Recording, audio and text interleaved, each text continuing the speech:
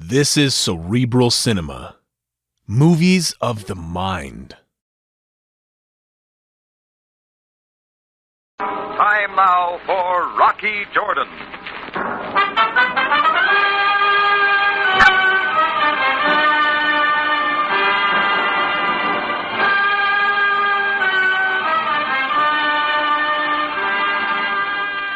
Not far from the Mosque Sultan Hassan in Cairo stands the Cafe Tambourine, run by Rocky Jordan. The Cafe Tambourine, crowded with forgotten men, alive with the babble of many languages. For this is Cairo, where modern adventure and intrigue unfold against a backdrop of antiquity. Tonight's story, The Case of the Sleepy Camel.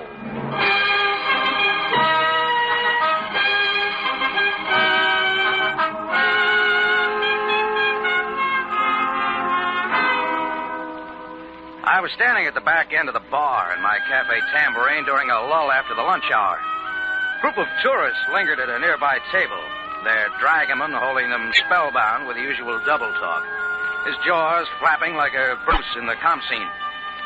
I was trying to decide whether to relieve Chris at the bar or go up to my room, put on my favorite record of the St. Louis Blues, when a heated argument drew my attention. Chris was at the front door, having it out with a little leathery-faced native with sand in his beard. I stepped up, and then I saw why. There on the narrow sidewalk, completely blocking the entrance, lay a camel, sound asleep. No, you brought him here, now take him away. Not yet, not until I find Jordan Bay. Move the camel first. Get it out of here. Bring Jordan Bay to me. Bring him at once. Look, I ain't bringing nobody till Little trouble, Chris? Oh, Rocky. Maybe you better talk to this guy. Says his name's Yusuf. Okay, Yusuf. How about moving your ship of the desert out of my doorway? Ah, you then are Jordan Bay. It is you I must see, Effendi. After you move Sleeping Boy here. It will not be easy, Effendi, but I shall make every effort to move him after you tell me what I shall do with them. Oh, there's some more? Yes, Mr. Jordan. 3 excellent camels, all in excellent condition, and all yours. You made a mistake, Yusuf. I didn't order any camels. Now take them away. Please, Effendi, I will explain. These camels, Jordan Bey, are a gift from Ben Abanhar. You know him, of course. Ben Abanhar, the camel trader, lives up the Nile at Vanessa. The same. He sends them as a token of gratitude for a kind service you did for him some months ago. Why camels? Huh? Is there a greater gift, Effendi? The way you figure it, I guess not, Yusuf. Mr. Jordan, surely you would not dare refuse this token of esteem from Ben Abanhar. Hey, he's got something there, Rock. You're right, Chris. You don't turn down a gift from a native chieftain if you want to stay in business in Cairo. Yeah. Okay, Yusuf, please convey my thanks to Abanhar. You are most wise, Effendi. May I suggest they be taken to the camel stalls run by Ahmed Abu near the bazaar? Why there? He will give them the best of care. Okay. I'll move this flea bag out of the door before I have to fumigate the tambourine. At once, Effendi. Come on, what's the matter? It is very strange, Effendi. The other 2, they are all right. But this one is one to sleep all day. He walks like a drunken man. Well, he can't sleep here. Come on, get up. Up on your feet. Help us, Chris. Sure, Rocky. Wake up, Humpy. Move it. There he goes. Now, keep him on his feet. Get them all out of here. At once, Effendi. At once. Oh, I beg your pardon. Hey, careful with that camera. No, it's all right. No, I just want a picture. Evil Oh, that's wonderful. No, I told you, stop lady. Stop it, the eye. It is But evil. it's only a camera. It won't hurt you. Say mashallah, quick. Say what? Mashallah, say it. Oh, very well. Evil eye. Mashallah. Take it from her. It is evil. Okay, Yusuf, she said mashallah. Now, Uskut, go on, run along. Mashallah.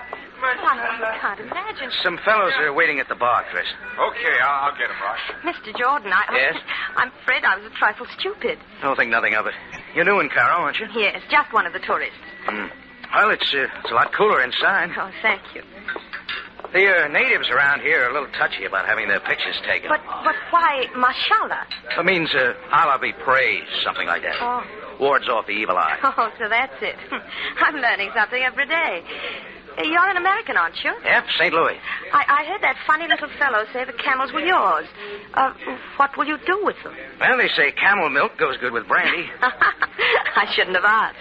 Have a drink, Miss... Conway. Claire Conway, Mr. Jordan. Well, the invitation still stands, Miss Conway. Oh, I'm so sorry. My party's gone ahead. I mustn't lose them. Some other time, then. I hope so. Thank you for your kindness, Mr. Jordan. I'll try not to make any more mistakes. Goodbye. Claire Conway nestled the camera under her arm like a family heirloom and breezed out. I watched her hurry down the street and suddenly realized that my general opinion of tourists had gone up about 500%. When I turned back inside, he was waiting for me, more dressed for London than Cairo, immaculate to the tips of his mustache. Mr. Jordan, I believe. Yeah? I'm J.P. Meadows, Manchester, England. If you're looking for the tourist party, they're probably down by the mosque. Oh, no, you misunderstand. I happened to be a witness to the scene out here a few moments ago with the camels. We try to keep our guests entertained. Of course. Mr. Jordan, I have a proposition which might solve both our problems. Shall we step into your office? Let's sit down out here. Oh, yes. Yes, thank you. Cigar, Mr. Jordan. No, thanks. You brought us my favorite brand. I was fortunate to find them at the Continental Savoy. About this proposition, Mr. Meadows. Yes, of course. Mr. Jordan, I am with the Manchester Zoological Gardens, Manchester, England. You're a long way from home. My mission to Africa is to acquire a number of animals. Like camels? Quite right. You, never smoke cigars, Mr. Jordan? Look, why come to me? Or do you get most of your animals from cafe owners? What use as a cafe owner with camels, Mr. Jordan? I will be frank. It occurred to me that you might let them go very cheaply. What did you say you wanted with them? For the zoo, Mr. Jordan. Oh, yeah. Well, let's say £20 for the three. Well, I'll toss the idea around. Mr. Jordan, I'm sorry, but I have little time. Why the rush? I am anxious to go into the interior of Africa as soon as possible for other specimens, so... There's just one hitch, Meadows. Those camels happen to be a gift from a native friend of mine up the Nile. Folks are serious about gifts around here. So whether I want to or not, I'll have to hang on to them for a little while. I quite understand. How long would you say? Oh, a week or so, maybe. Then perhaps we could consummate the deal now for delivery at a later date. That's possible. Excellent. I will bring the money and bill of sale to the Tambourine at 9 o'clock tonight. You are in a hurry. You will be waiting? I'll be here, Meadows. Looks like you've got yourself 3 camels. Meadows had moved in just a little too fast for my money. But the way I felt about camels, he could have them for half that price and welcome. Just the same, I decided to have another look at my 3 handsome gifts from Ben Aben Har. It was already dark, and the bazaar was folding up for the night as I crossed it on my way to find the camel stalls run by Ahmed Abu. When I got within a couple of blocks, I didn't need a compass to guide me the rest of the way. The heavy darkness inside was broken only by a bright ray of moonlight from a side window. Ahmed sat dozing at the big open door. I stepped inside, scouting around for my little caravan. All camels looked the same to me. I was about to go back and wake up Ahmed when a nervous shadow moved out from somewhere. Huh? Oh, it is you, Jordan Bey. You've got cat eyes, Yusuf. What are you doing here? I was looking to the comfort of your camels, Effendi. Isn't that Ahmed Abu's job now? Jordan Bey, it is most urgent that I speak with you. Why here? You know where to find me. It is about that sleepy one. Yeah, I've been wondering why my good friend Ben Aben Har would send me a bum camel as a gift. Effendi, you must believe me. I am only an humble camel driver. I was employed only to deliver these 3 to you. What about it? Camels are brought to Cairo for many reasons. Sure. I must warn you. Get rid of that sleepy one. You want to buy him? No, it is not for me. Just what are you getting at? Effendi, have you not heard it said that some camels are worth more dead than alive? All of them are for my money. It is possible I am wrong, but come, Jordan Bey. I will show you something. Look, Yusuf, just tell me what's on your mind. Quickly, back in the store. Yusuf faded, and I turned to grope my way after him. I took 2 steps, and then it happened. Like the tap of a pile driver right behind my right ear. The blackness dived in on me. I was out before I hit the stable floor.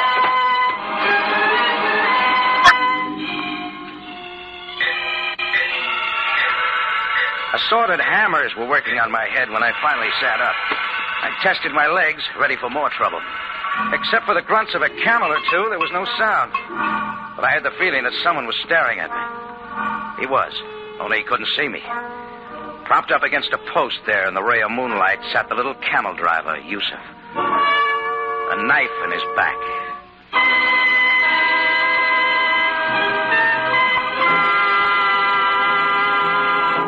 You are listening to The Case of the Sleepy Camel, tonight's adventure with Rocky Jordan. With Joan Fontaine and James Stewart, the original stars, CBS Radio Theater presents Monday night for the first time on the air an adaptation of You Gotta Stay Happy. Presented by radio's favorite dramatic program, You Gotta Stay Happy is sure to have all the flavor of the delightful screen version of this romantic comedy hit. Remember Joan Fontaine and James Stewart on Radio Theater at 6 Pacific Standard Time, Monday evening on CBS.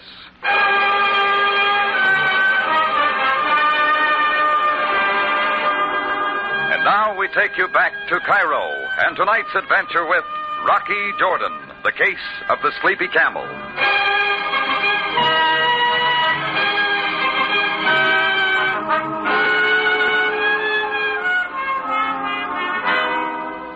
Lots of things happen in Cairo, so I wasn't too surprised when the little driver Yusef showed up at the front door of the Tambourine with 3 camels. Gifts from my good friend Ben Har. Some other people were more interested than I was, including a lady tourist named Claire Conway and a man from the Manchester, England Zoo named J.P. Meadows. When Meadows offered a price for the camels, I kept him on the hook and decided to check a little.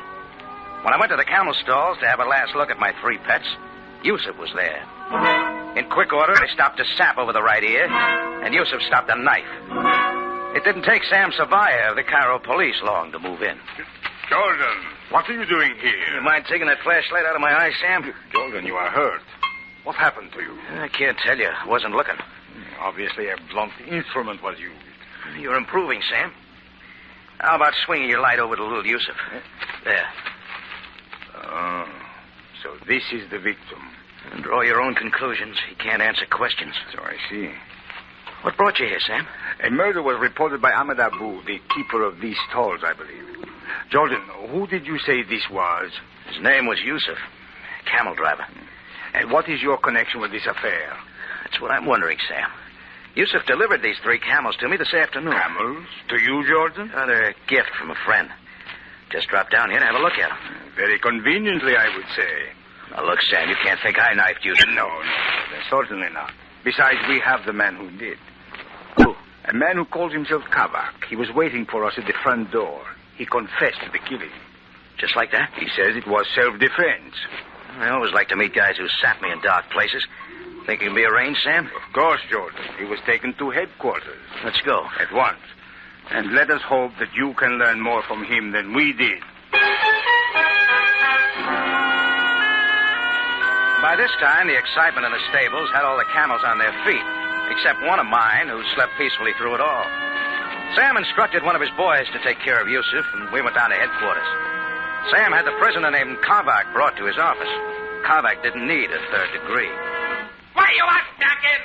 I told you I'd kill him. I would kill him again. Enough, Kavak. Now, Mr. Jordan here wants to ask you a few things. Who is this Inglese? I do not know him. Next time, introduce yourself before you knock people in the head. It was dark. I was there to kill Yusef. Why? He threatened me. We fought. When he drew a knife, I took it from him. I killed him. But I was there. There wasn't any fight. You're not making sense, Kavak. Why do you torment me now? Animali, animali. I want the reason. I told you, Yusef. Always he insulted me, insulted my family. He was a dog. Okay. Let's forget about dogs now and talk about camels. Camels, Jordan? What is this? I don't know, Sam. But the minute Yusef drove those 3 drooling camels up to my door this afternoon, something smelled phony. Naturally, Jordan. But at the moment, I'm inclined to believe this man's story. What story, Sam? Kavak hasn't explained anything. There is a witness. One moment, please. Sergeant Greco, send in Ahmed Abu. At once, Captain Sabaya. Ahmed Abu, Sam? Yes, the keeper of the stalls. He knows much of this business. He's a guy I want to see. Here he is, Captain. Come in, Ahmed. You wish to see me, Captain Sabaya? Yes, Ahmed. This is Rocky Jordan of the Cafe Tambourine. Effendi? It is he who was slugged at your place incident to the killing of Yusef. Oh, I trust that the Effendi is not seriously harmed. Only my pride, Ahmed. Let's have it. Tell Jordan what you know of Yusef and this Kavak. Well, as I told you, Sabaya Bey, I myself heard Yusef threaten Kavak with a knife many times. Kavak was in constant fear for his life. What was the basis of their dispute? It was a personal affair. Wait a minute. What did you see tonight? I saw nothing. I heard sharp words in the stable. I went back, found Yusuf dead. Kavak was... But you didn't see the fight. Effendi, Kavak has confessed. What more do you want? Sure. Enough of this. I killed him like that dog, and I thought I would kill him. Kavak, you will please keep quiet. I would cut off his liver. His insults I could not stand. Always. He threatened me with a knife. Kavak! Be quiet. What Kavak says is true. That Yusuf. That for his insults. You see, it was self-defense. Kavak was always in danger. Yusuf wanted to tell me something about these camels. What was it? How should I know? It was his life or mine. He threatened me once too often. I took his knife like that. Jordan, where are you going? Any place but here, Sam. They're all yours. I killed that Ankabut. Intafahizi. That Yusuf.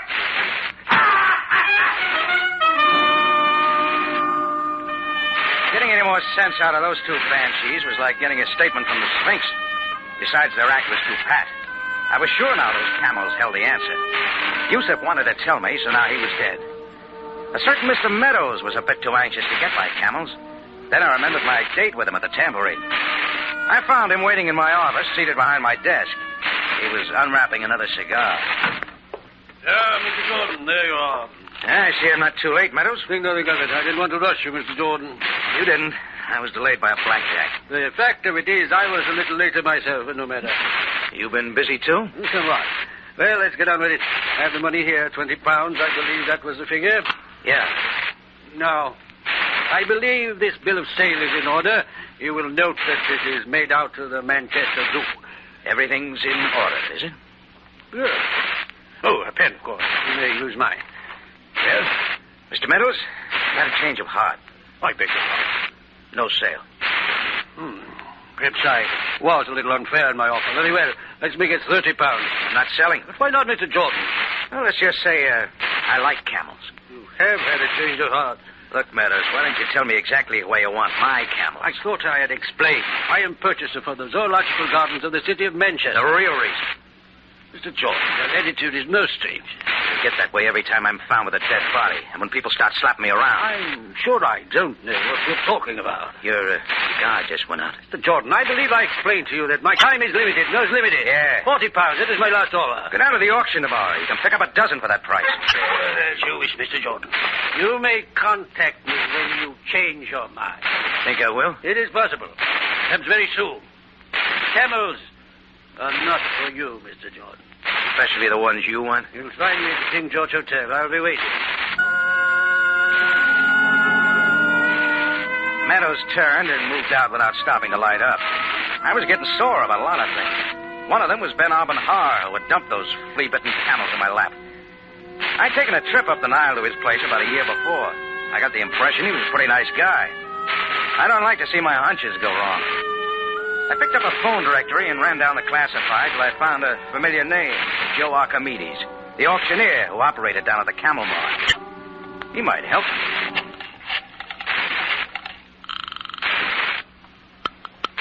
Hello?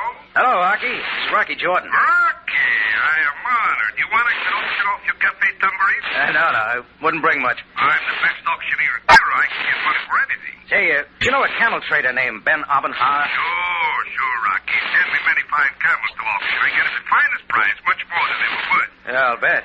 Listen, I Archie. can sell anything. Only today I auctioned off a herd of goats, 3 donkeys, and a sheik's wife. On the side, of course. Everyone was most satisfied, including the wife. Archie, has Ben Arbin sent you any camels lately? Oh, no, Rocky. Not for a long time. No, didn't you know? No, what? Ben Har retired 6 months ago. He's now living in Casablanca. What do you know? Nothing much. Think it over about the tambourine, Rocky. Oh, yeah, thanks. So long, Archie. I wasn't surprised much. But somebody was using Ben Har's good name to hook me in, and I didn't like that. At least it gave me confidence in my next hunch. I hunted up a flashlight and set for a return engagement at Ahmed Abu's stable to do some scratching around. I didn't see anything of Ahmed, so I moved on in. I played the light along the stalls and around the barn. A fresh scattering of straw covered the place where Yusuf had died. My camels were still in their stalls. I kicked them. 2 protested, but finally got up. The other stayed where he was, slowly chewing away in his sleep. Even when I pulled back his eyelids, he didn't move. Then I switched off my light quick. Somebody was in the next stall. I backed against the wall, and a figure darted out and toward the front. I was after it. What are you doing here? Come on, let's have it. Stop me. Let me go. No, not yet. Oh, so it's a dame. Turn me loose immediately. Let's have a look, lady. Are you in the habit of slapping women around? When they toss me in with murder, I don't draw the line. I don't know what you're talking about. Wait a minute. That face is familiar. Yeah, we met at the Tambourine this afternoon. Why, Rocky Jordan. I remember the name, too. Claire Conway. You got lost from your party again. Will you let me go? Stick around, Miss Conway. I want to know what there is about my camels that interests you so much. You're beginning to sound ridiculous. Oh, am I? Just how does a female tourist wind up in a camel stable this time of night? That's my business. Just who are you, Miss Conway? What do you want here? I can't tell you. Maybe you'd like me to tell you. What do you mean? Come on over here. There's something to show you. Mr. Jordan. Huh? Are you sure you know what you're doing? I think so. Take a look at my prize camel. He doesn't want to wake up. Is that unusual? Maybe. He was too sleepy in front of my cafe this afternoon. When we got him up, he walked like he was drunk. What about it? I should have gotten wise right then. He wasn't drunk. He was doped. Narcotics, Miss Conway. Why would anyone feed dope to a camel? Smuggling narcotics in a camel's stomach is nothing new. They force the camels to swallow little pouches filled with the stuff. Might have worked this time, only one of the pouches broke open. My sleeping boy here got a good case of bad dreams. Mr. Jordan, wouldn't you be wise to let sleeping camels lie? I don't get the joke. Perhaps it is time I told you who I am. That would help. I happen to be a narcotics agent for the British Crown. Yeah? The authorities know I'm here. So I suggest that you not try anything desperate. Why should I? You apparently have forgotten one thing, Mr. Jordan. These 3 camels, which are being used to run narcotics, belong to you.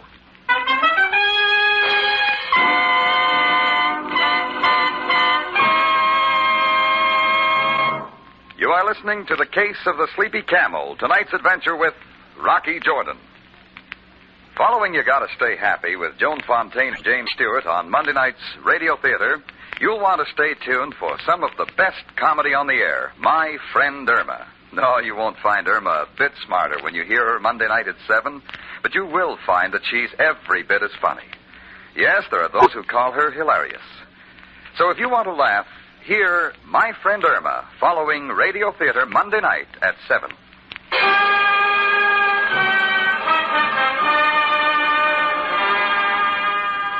And now, we take you back to Cairo and tonight's adventure with Rocky Jordan, the case of the Sleepy Camel.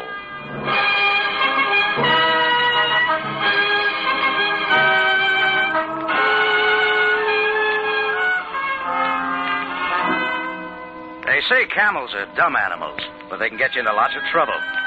Especially when they come loaded with smuggled narcotics, and they have a pink slip on them bearing your name. Then the dame I'd slapped around there in the camel stables turned out to be a British narcotics agent with a gun under her coat to back her up.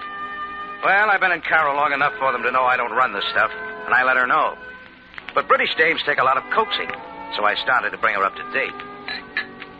Well, what about it, Mr. Jordan? Do you have an explanation? Well, you got lots of them. I'm listening. Supposing a smuggling ring wants to get these camels with the dope into Cairo, but they have an idea the agents are waiting for them. Go on. Now, put yourself in their place. What would you do? I'm sure I don't know. You might pick out somebody in Cairo who's got a pretty good reputation for leveling. Like you? Maybe. Then you might deliver the hot camels to this person. That would take the heat off them. The agents would be looking someplace else for the stuff. And then what happens? Then, very casually, somebody steps up and offers to buy the camels. It just becomes a legitimate sale. I was just being used to keep the camels in cold storage for a while. Well, that's an interesting theory. Well, it's better than that. There's a guy who's been trying to buy these camels from me all day. Oh, who is he? Calls himself J.P. Meadows. He's the one you're after. Where can I find him? Stick to me, lady, and we'll both find him. Very well, Mr. Jordan. Shall we go? We left the barn and moved out into the Cairo streets. It was closing in on midnight, and they were empty. J.P. Meadows lived in a small hotel called the King George in the English Quarter, a crumpet's throw from the Esbekia Gardens. His apartment was down the end of a hall, and a light shone under the door. Claire and I didn't stop to knock. We found him on a sofa, draped in a silk smoking jacket, unwrapping a cigar. When he saw us, a question mark covered his face. Well, Jordan, you've come sooner than I expected. Yeah, it surprised me, too. Who's the charming young lady? We haven't met. You will. Meadows had stood up, then he began to move slowly toward a desk. He got halfway to the desk. That's when Claire stopped him by pulling a gun.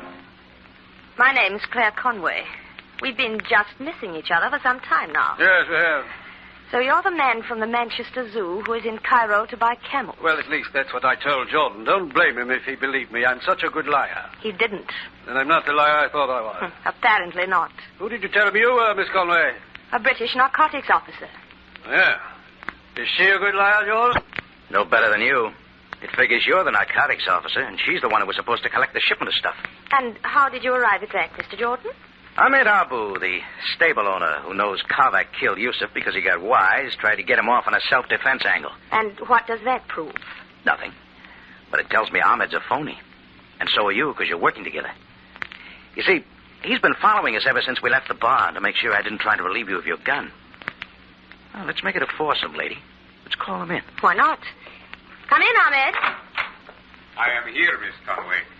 Well, Meadows, you wanted to pay me 20 pounds for the camel. Yes, I figured if I had them, the runners would have to come to me and I would be able to find out who they were. Yeah, I'll tell you what I'll do. I'll sell you something you want more for the same price. What's that?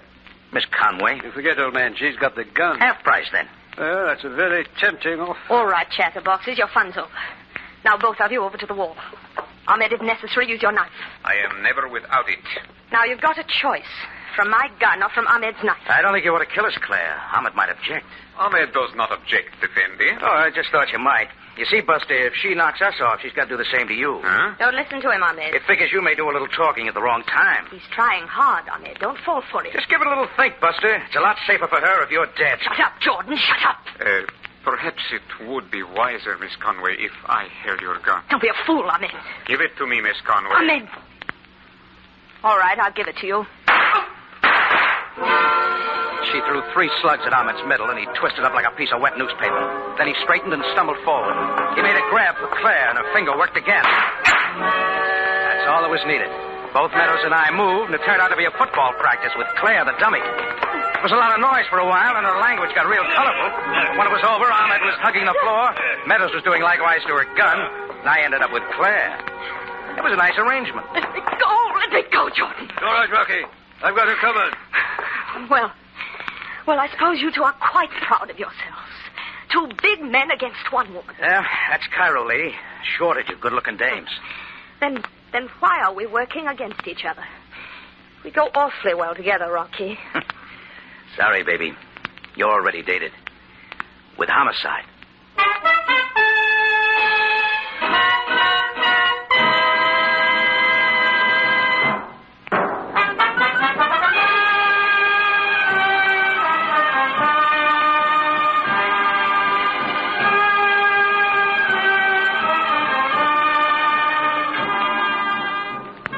CBS at this same time next week for another story of adventure and intrigue when we take you back to Cairo and the Cafe Tambourine run by Rocky Jordan.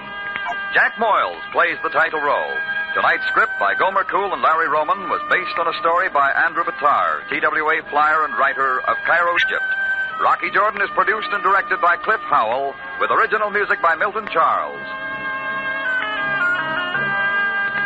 Larry Thor speaking. This is CBS, the Columbia Broadcasting System.